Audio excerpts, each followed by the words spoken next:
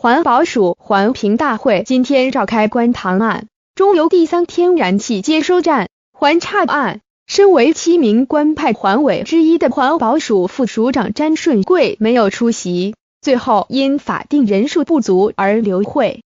有媒体报道，在会议结束，环保署长李英元回到办公室后，詹顺贵就向李英元请辞，随即离开环保署。不过，行政院发言人 Golas Taker 傍晚回应表示，詹副署长是请假，不是请辞。据指出，詹顺贵下午请假，因为咳嗽不止。詹顺贵办公室也澄清，詹顺贵今天下午是请假，不是请辞。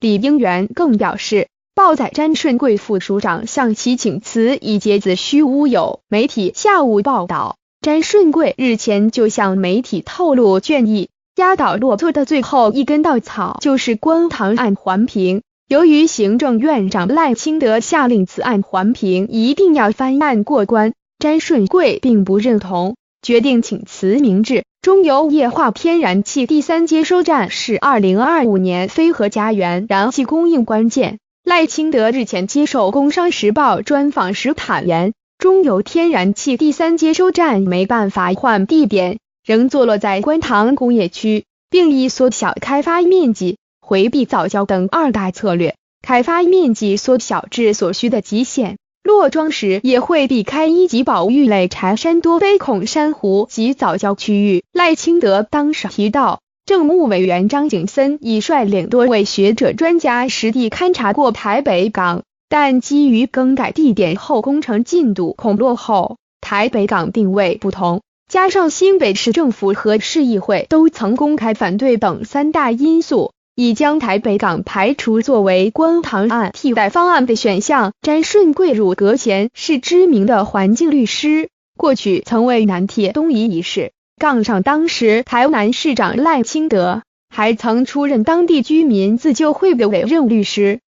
赖清德为了理权教案不进议会，詹顺贵也曾撰文批评赖清德践踏台湾民主宪政法治。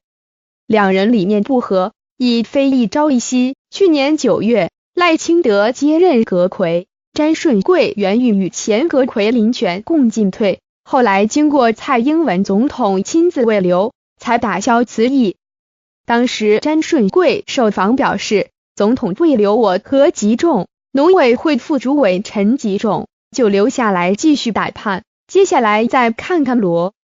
他也在媒体 Line 群组留言，总统出面，我跟吉仲怎么打？环保署副署长詹顺贵传出请辞，但已遭环保署长李英元否认。不过，詹顺贵入阁前曾为南铁东移一事杠上当时台南市长赖清德。联合报资料照分享。